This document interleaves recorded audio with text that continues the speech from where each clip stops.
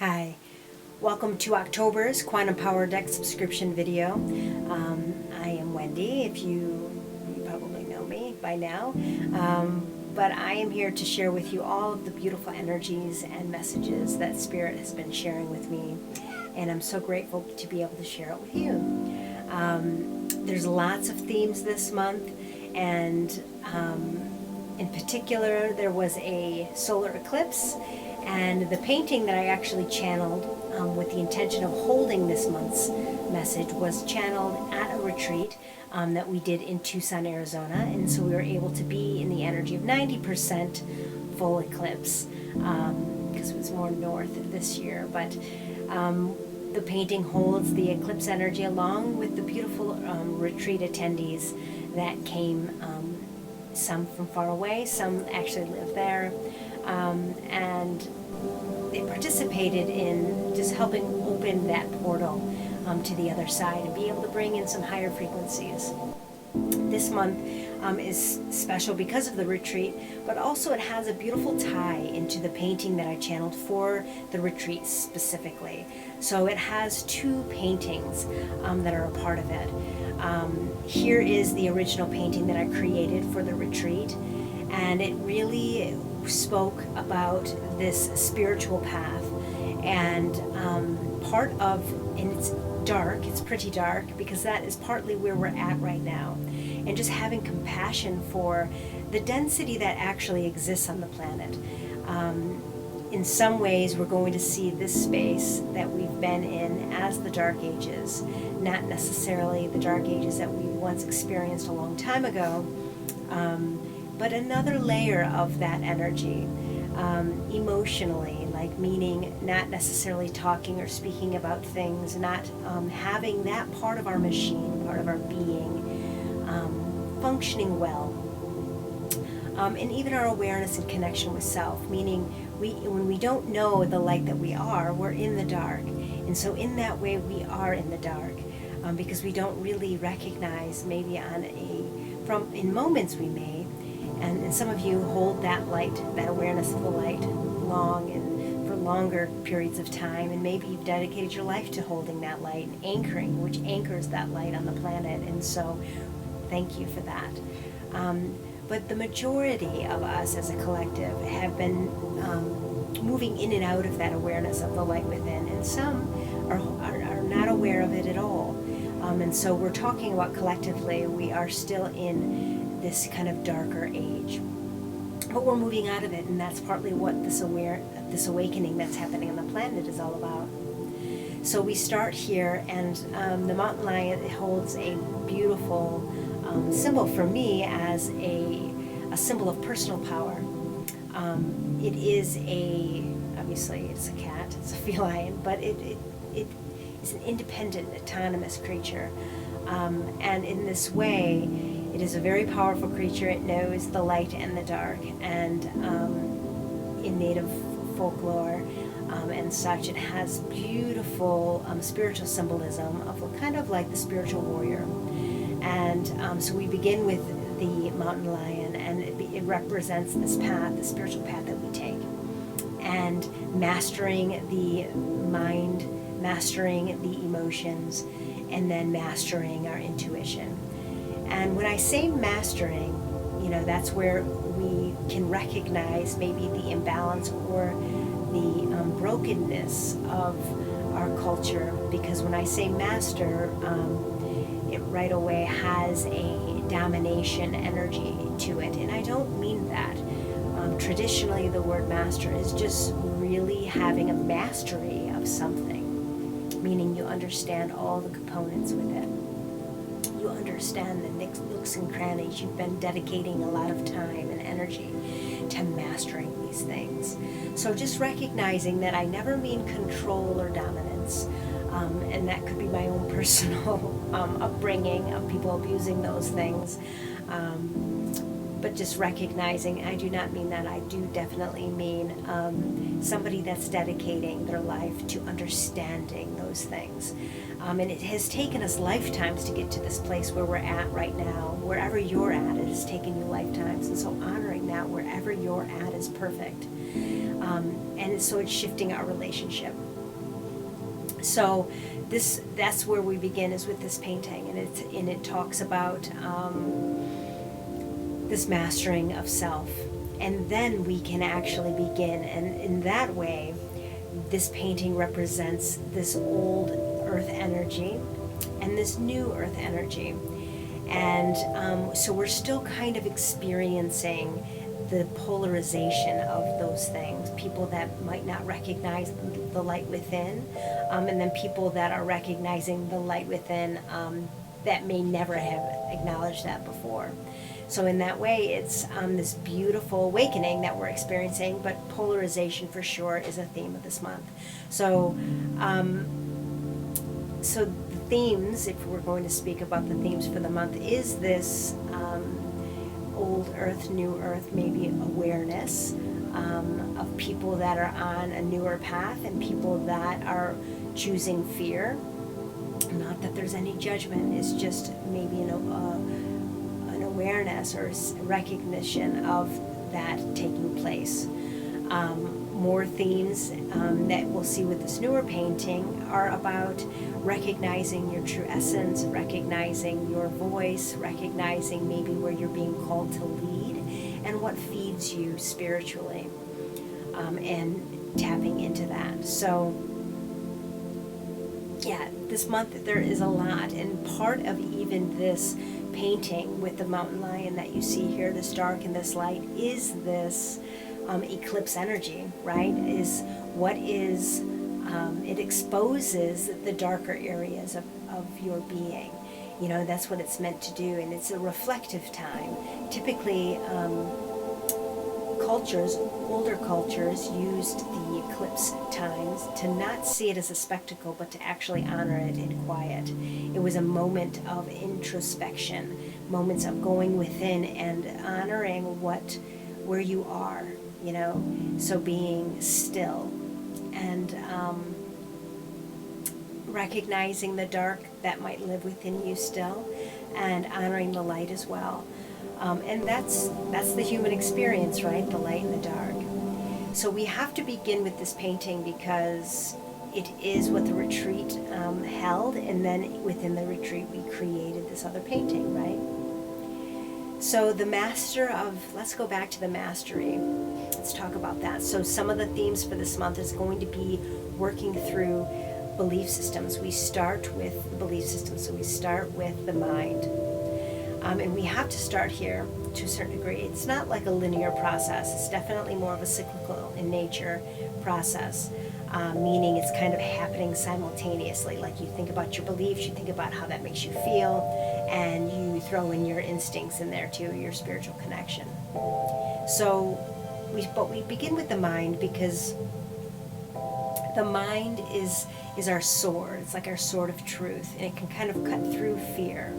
Because fear has a tendency to only lie, meaning exaggerate things. Nobody loves me, right? That's not true, right? But fear might have that that grandiose kind of feeling, or everybody of this race is bad, or, you know, like whenever you're speaking in black or white terms, right, is fear talking.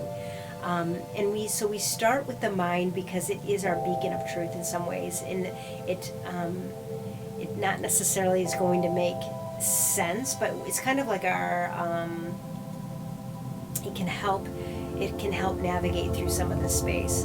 And so kind of recognizing, you know, what is it that is your like eternal kind of compass.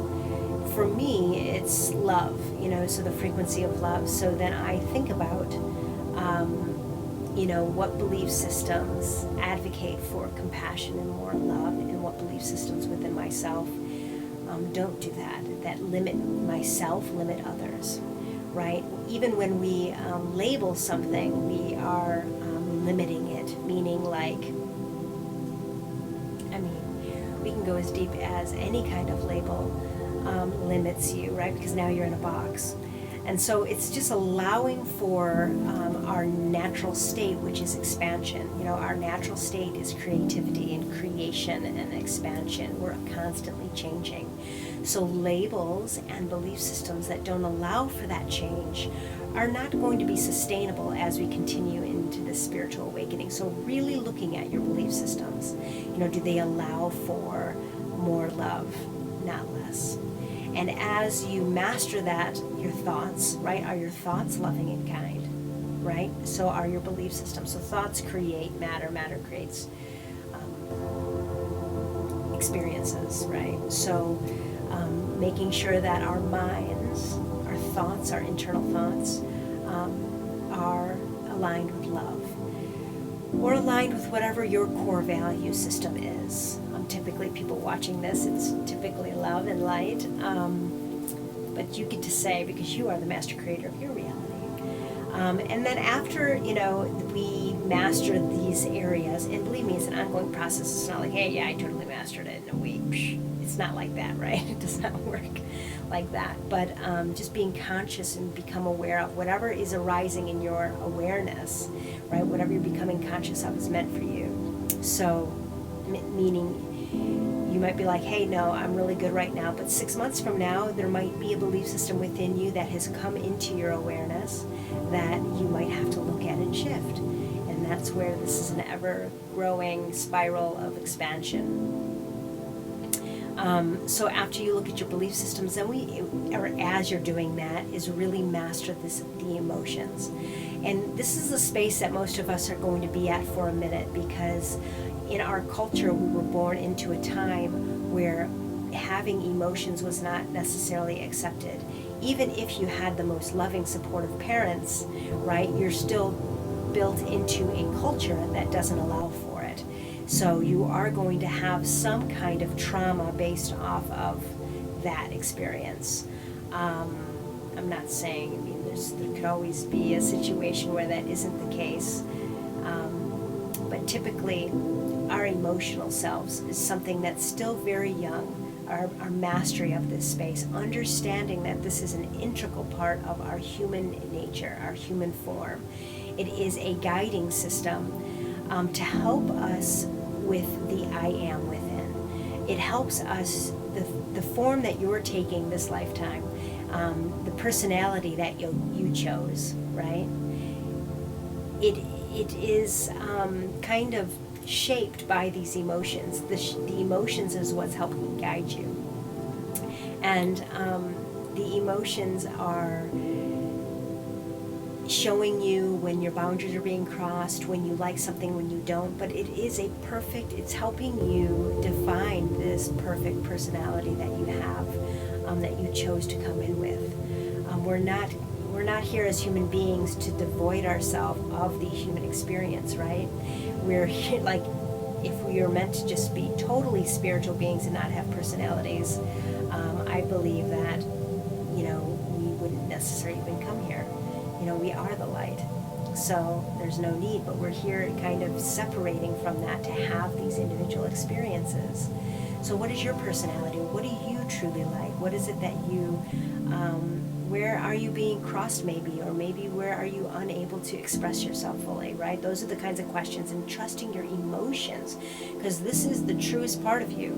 They never lie. It's connected to your parts of your being that your mind, this is where your mind has blind spots. Your mind has blind spots, and their emotions is what helps us see these blind spots. So really trusting the space and mastering in understanding the emotions' role in our evolution, our spiritual evolution. So after you master that, right, we get into the space of mastering our intuition or our gut.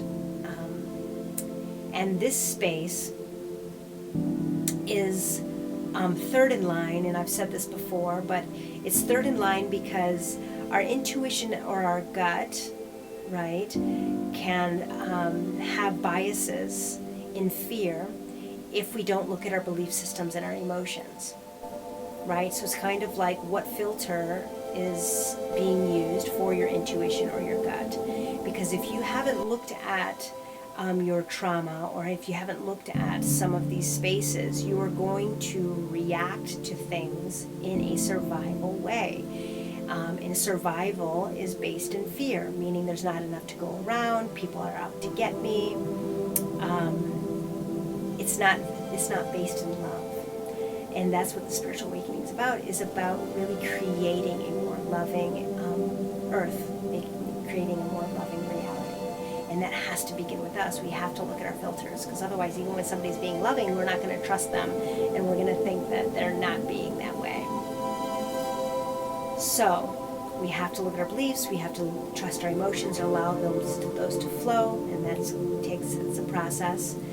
So then we can really understand what is ours and what is somebody else's, what is truly being divinely given to us as an intuitive direction, right? And what isn't.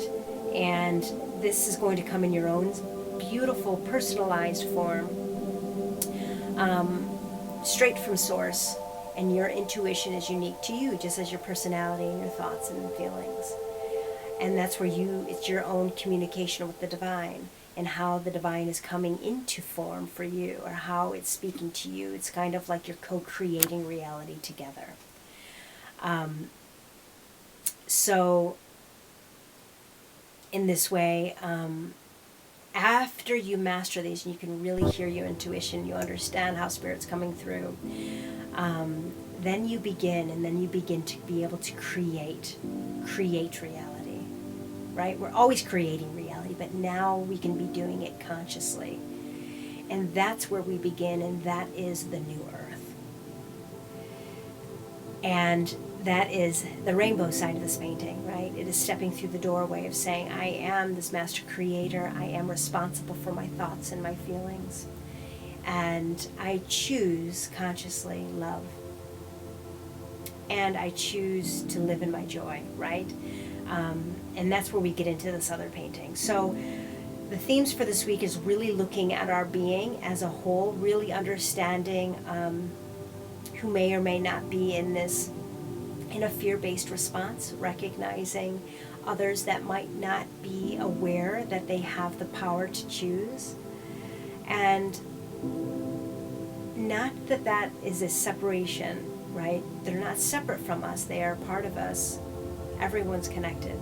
So sending love and using again your love and your consciousness in a powerful way, where you can send love. If you have the notion to do that, send love out, because we need as much light as we possibly can, especially with what's happening over in the Middle East.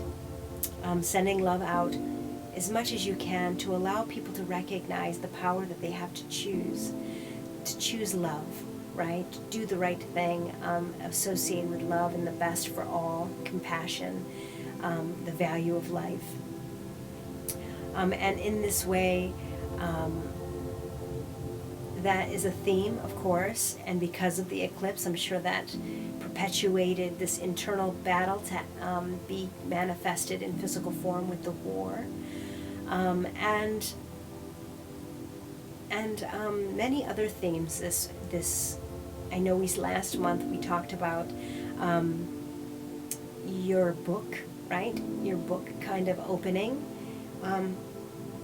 And we're going to talk about that a little bit further, and how important your authentic voice, and kind of expanding on your own authentic voice, and how important it is for you to have balance.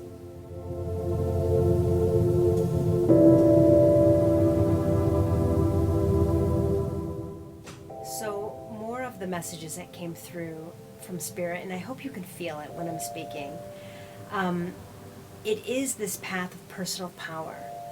And when I say power, power is synonymous with love. And I know that I've talked about that a lot, because power has been abused again in our culture. So when we say power, it's like we don't want to have that. It's a bad thing. And in fact, power truly is knowing thyself, choosing love for thyself, and then being able to love others well. So this path of personal power came through the retreat. And it's really important to navigate this space with tenderness. It is a circle, and this painting that we created, I'll show it to you here. It is a flipped version of that first painting. So in some ways it creates this beautiful yin and yang. It creates a beautiful infinity loop. And it creates another side of that same story. If you haven't listened to the video on that other personal power painting with the mountain lion, it is on the YouTube channel under personal power, and I suggest you listening to it, because I share on there a channeled story that came through from Spirit about that, and that might be a beautiful place. You can even pause this and go listen to that first. But I'm not going to be redundant. I don't want to repeat myself. But this painting, it comes from that, and it comes from the Divine Mother. And this, all the things that I speak of are divine feminine things that haven't been here on the planet for a very long time. It's like wisdom in this space, a remembering of this kind of mastery, of self, of spirit, of really embodying light intensely. And now more than ever, they're saying, Spirit is saying, that we're able to hold more of our beings in our body. The collective can. There's opportunities for everybody to be able to carry more of the light of who they truly are in their physical forms, because the earth is shifting. And so because the earth can hold more light, our bodies physically can as well. And it does take a mastery of all of these things, like eating well, right, and physically moving your body and taking care of your mind and your needs and your emotional needs and your physical needs, your sexual needs, all of those things. It's a balance of all of those things. So this painting, the other side of it, it begins with your essence. And this essence, this space, and this is a theme this month, is really thinking about what your essence is. Now, the essence of yourself is the part of you that you might give to somebody or connect with somebody in a sexual manner. So it's a very intimate space. It's the part of you that you really don't let anybody else see. And even maybe sexually you don't. It's the piece that we're talking about that is so sacred. It's the truth of who you are. It is your vulnerability and your fear all in one moment. And that's why we would say vulnerability is your biggest strength. Because it is the closest thing to who you truly are, when you are just raw and open. Now, raw has a negative connotation, and I don't mean where you could get actually hurt. But there is that risk. And so even in that risk, jumping and having that faith, right? What is your essence? Who are you? And that's where the mastery of your thoughts and your emotions come into play. Really allowing for your essence to even come out, because maybe you have a belief system around you don't let that come out.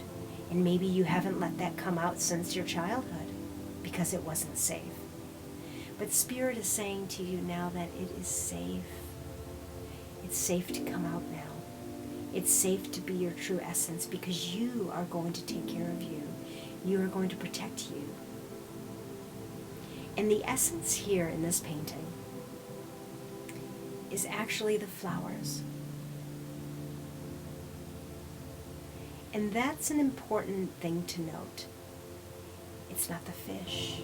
It's not the hummingbirds. It's not even the bear. It's the flowers. And the flowers, it is something that you might take for granted. It might be something you might blow off and be like, it's just part of the environment. But we're talking about something here without talking about something here, right? We're talking about your essence. It's the part of you that doesn't have form. And then your personal power is what you do with this essence, what you do with yourself, what you create, the kinds of relationships you have, the choices. It's like a culmination of all your choices, but all your choices of all your lives. That can kind of be a big thing, but it is the essence of you now. If that you can just focus on this life. But here's the thing. When you actually allow your essence to bloom, in the process of blooming your essence, what does that look like? You allow it to exist, but further, you actually allow it to express. You allow it the right to be. And your essence is how you really feel about things, how you truly feel, and how you truly think about things. And first you have to be aware of what that might be, right? You have to start off first, what do I think about things? What do I really like? What do I don't like? And that's why that first painting is so important. But now that you know, now that you might be aware of what those things might be, do you allow for it to seed? Do you allow for it to be seen? Now, I know in my own personal struggle, and I didn't know I was going to say this, they want me to share it. I have always been aware of my essence, let's say, of who I am before I was even in form. Like, I have a remembering of that. Yet, in my environment growing up, I might not have always, never was safe to share that. And so in my adolescence, I learned how to hide that, though I was always aware of it, if that makes sense. But I consciously chose to pretend because it wasn't safe. Now, what happens with that? Over time, it becomes a habit not to share, not to be seen. To where in my adulthood, I've had to actively pursue it. And I know that can resonate. I know it's resonated with people in the past, so I'm hoping that that resonates with you now. That nothing is ever lost, even if you maybe never remembered your essence. This lifetime, you can't even remember that. But it's still never lost. The way back is just becoming aware and really honoring your emotions in your mind and exploring those spaces. So, in that space, so when you forget your essence, right, it's about creating an environment now, because now, even though I might not be in my childhood anymore, because I'm an adult, but now I've created an environment inside of me that doesn't allow for the essence to come out. Does that make sense? So it has been years in the making of creating an environment internally that my essence within feels safe enough to come out again. And we get better at this every day. So, do you feel safe for your essence to come out? Are you comfortable being vulnerable with yourself even? I don't even mean with somebody else yet. Like, do you know how to really let down and really go within and see how you feel today? Or every moment, right? We get that practice. That's a theme this month, your essence. Your true connection with yourself, which is your connection with the divine. Because as you allow this essence to come out and flower, right? Flower means you're seen and you're heard, maybe. You're validated and loved. Right? You hear Brenda say that all the time. Those are the basic needs. Those are our basic needs. To be seen, validated, heard, loved. Those are our basic needs. But for your authentic self. Not seen, heard, validated for the people pleaser in you, or the false sense or identity of yourself, because otherwise that just invalidates your essence again and again. But your true essence, are you validating your true essence? That's what flowering is. Right? And then you smell flowers, and smelling flowers is associated with the nose, and the nose is actually associated with the second chakra, which is our sacral, which is all about our emotions and our authentic self and expression and creativity and sexuality. Do you see connection here. So as you allow yourself to flower, something magical happens. If you're a gardener, you know this. If you work with nature at all, you know this. You put out, let's say, squirrel feed or deer feed or whatever. It doesn't even have to be near where they live. The animals will find it, right? You want birds to come into your yard, you put bird seed. It's not like there was bird seed there before. They just know. In that way, what you're doing is you're attracting.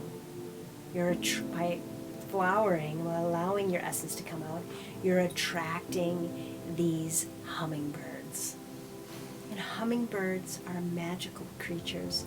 They represent joy and this lightness, right? And this fairy-esque magical energy where there's no worries and there's no weight, there's no heaviness. So the more you allow yourself to be this bloomed flower, right, you're attracting these hummingbirds.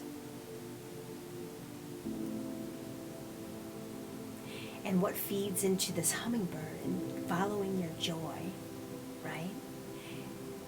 By naturally following what brings your joy, right, and your true essence is attached to your personality that you chose to come in at this time, which was associated with you choosing what parents and you choosing what birth order you were, if you had siblings at all. That all impacts this, and you knew this coming in, all of it. It's so magical. So what brings you joy? That's so needed. As you really follow that, then it leads to this bear. Now this bear is in the moon time, which is nothing but a beautiful, serene environment that is connected to the awareness of your intuition. And we already talked about how we get to the intuition, right? In that beautiful relationship. Mastering the mind, mastering your emotions. So as you allow for your essence to bloom, you attract hummingbirds, which attracting hummingbirds is just your joyful action. So the more you allow yourself to be who you are, the more joyful you'll be and the more light you'll actually have in your body. And then it'll lead you to this bear, which symbolizes what you're here to do. And bears typically represent leadership. Because if you're watching this, you are being called to lead. Because we're the way showers. Meaning we're holding light. We're helping the planet. We're helping awaken the light within other people that might not be in the light right now.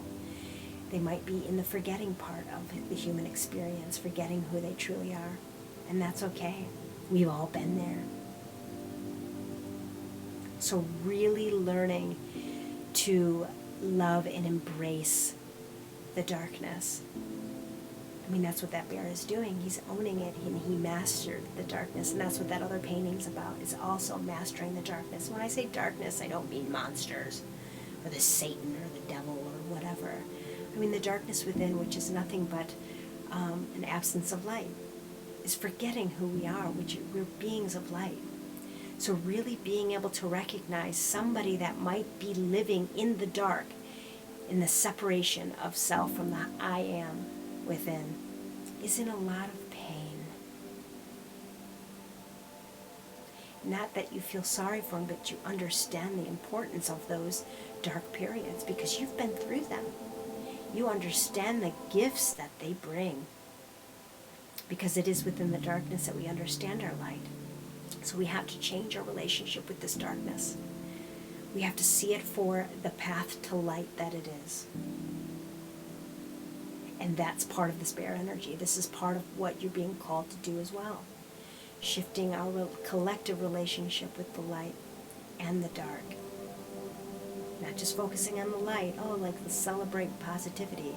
I mean that, and seeing the purpose and the function of those moments in the dark. And honoring, not judging, those that might not be aware as you are, maybe. Right? Seeing them as a mirror of your own darkness. And so what do you do with parts of yourself that are in the dark? You love the crap out of them. And that's this bear energy, this nurturing energy. nurturing in the dark. But what are you being called to do? Remember, it's not about have to or need to, it's what you're called to do. Meaning what brings you joy, that's the calling. What lights you up? Not the burden of something you have to do, but what lights you up? Truly, from your essence.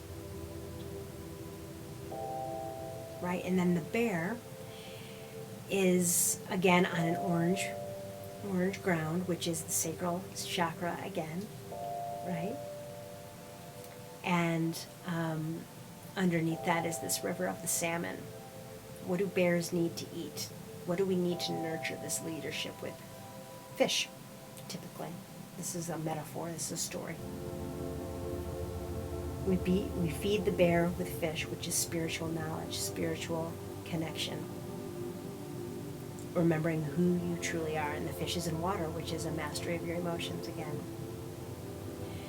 So really connect, really understanding that as you lead and as you nurture yourself, you're needing this connection with spirit, which means creating habits. Again, I know I said this last month, but creating habits that make you feel safe, make you feel connected, because there is a protective nature with this bear. So what is going to protect you the most, right, is this essence. It's your vulnerability. And it's so funny, right, because across from each other, zigzag diagonally from the bear to the essence is your most vulnerable, and connected to it is this bear, this ferocious bear, and it's going to protect each other. Your vulnerability is protecting the bear, or reinforcing the bear's existence, the leadership energy. So it's feeding into the leadership energy, and it's the leadership energy, as it's empowered, is going to protect the essence. It's like a paradox in a way. Where does it begin? Where does it end? It's this loop. And you do need spiritual truth, knowledge, which is knowing who you truly are and connecting that back. Remembering who you truly are and why you came. Another aspect of the bear that's really important is understanding the need for self-care. I mean, all of these things are aspects of self-care.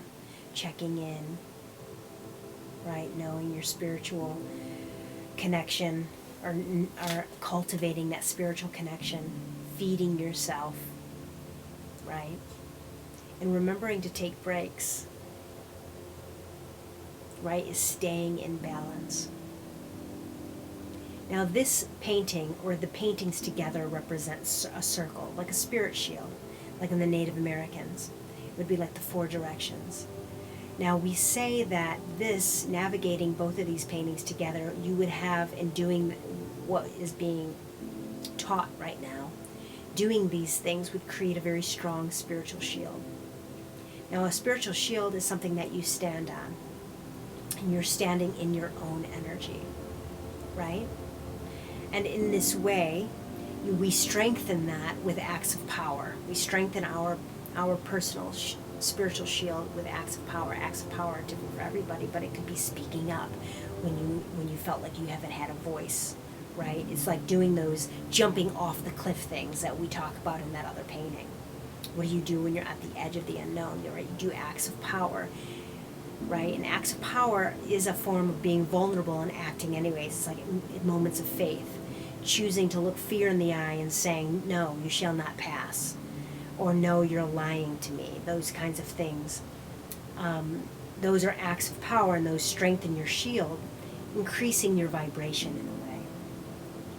But I want to talk about the importance of when part of the shield is out of balance, in a reflection of what that might look like. So when somebody there's people that are walking around on other people's shields all the time, or trying to. Some people are allowing it. That's called codependency, when you allow other people to stand on your shield, meaning you're carrying their issues for them, so they'd be sharing or standing on your spiritual shield. And that's why it's not healthy. It's actually hurting both, because we all are meant to stand on our own energy shield, our own spiritual shield. somebody needed to hear that about the codependency thing. Regardless, it's also about when that shield's out of balance. So when your masculine and feminine energies that are out of balance, right, your spiritual shield can kind of waver, right? Or you're moved from your center. Whenever you're moved from your center, that's when you're moving off of your spiritual shield. Because maybe somebody's pulling you to try to get you on theirs, like, which is like a belief system that they have, but it's not authentic to you, because a spiritual shield is based in your own essence. So some people really have very strong spiritual shields, but they're usually still frequently vibrating at frequencies of love. So when they're not, and they still come across powerful, it's still they're out of balance, and so they can be knocked off. I'm not going to get into that this time, but it's really important to understand if it's not your essence. If you are people pleasing, any part of this, you can't fake it, right? If you're people pleasing what you think your essence is, you're not going to have much joy. Now you might think, this is what I want to do. Maybe even as the bear energy here in this painting, you're like, I'm feeling called to lead, right? Or I want to help because of whatever. But if your childhood was based in you being the oldest or something and having to take care of others, that could be your tendency, right? That could be your programming, that you need to take care of others, not your true essence. And so your spirit shield will be off because there won't be any hummingbirds. The only way to create the joy is to actually know what your essence is. And then honestly, that feeds into being the bear and doing the bear well, which doing the bear well would mean navigating that dark space really well, meaning you're not necessarily, you're reacting. You might be reacting instead of choosing that leadership. Because you're going to naturally lead. If you're meant to lead, you're naturally leading because it brings you joy. Really, really thinking about what brings you joy. Or really what your true essence is. Because here's the thing. Another thing about essence is it is vulnerable. If there's no vulnerability, it makes me question whether or not that might be your true essence. Being good at something doesn't mean that's your true essence. Not at all. Your true essence is the language of your heart, right? It's like what you really want to do. What you really just like, and you don't know why. You just like it. And you want to do that, but you might not even think that you can.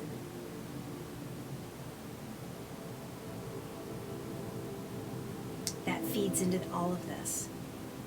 Feeds even into the fish, even into your spiritual knowing. All of it's connected. So if you are people pleasing, so I see a lot of that out in the world. People that really identify with a label or a position, but there's just something off, right? It could just be I don't resonate with it, and that's okay too. I'm not here to even judge or analyze anybody else's life. I don't mean it like that, but I have seen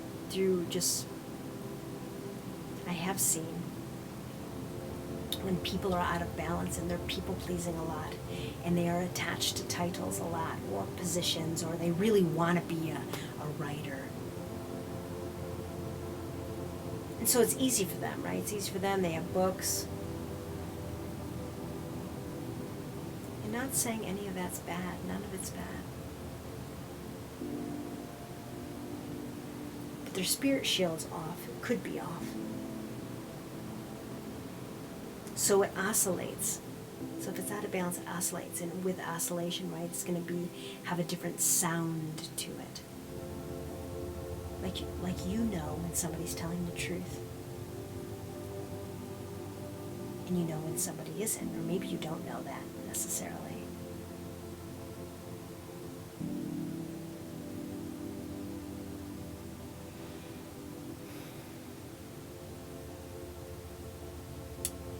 So in that understanding of what imbalance of this shield might look like, is just to notice, and does that align with you? It is important to understand balance and imbalance and what that might look like. And those were all just examples of what that might look like. And there is no judgment, because that's what we're doing. We're trying to figure it out. Part of figuring it out is doing things that might not be your true essence, right?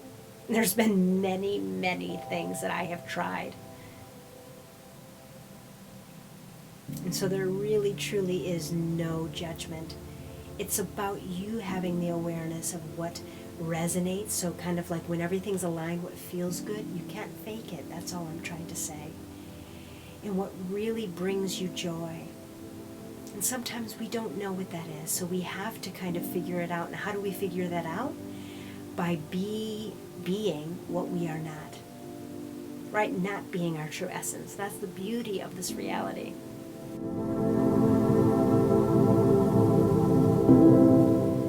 Wherever you're at on your path is perfect for you. And with this eclipse energy happening all around us, and the themes, all of the things that we talked about this month, it truly is a transformative time. And I hope that you can feel that from me and help remind you that you're never doing anything wrong. It truly is unfolding right before your eyes. So whatever's arising for you is what's next in your moment.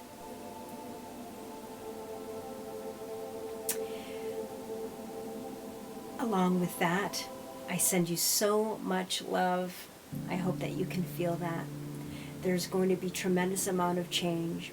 But if you take any of these activities that I talked about today, thinking about all of these things, your essence, what you're meant to do, leading, what spiritually feeds you, right? Mastering your thoughts, mastering your emotions.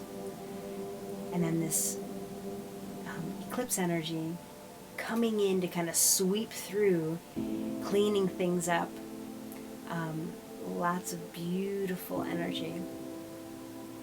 So I send this to you, and I can't wait to connect with you next month. Until then, namaste.